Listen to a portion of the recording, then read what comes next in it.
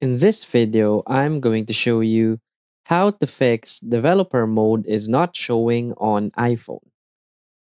So please watch the video until the end and follow this tutorial step by step to avoid making mistakes.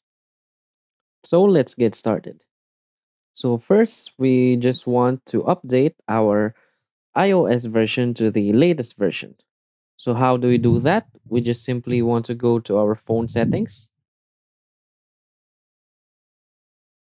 and just go to general. And from here, you just want to select the software update settings.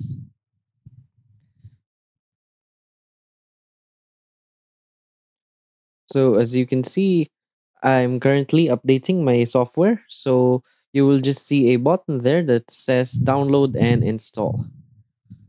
And updating your iOS to the latest version should probably fix the developer mode problem.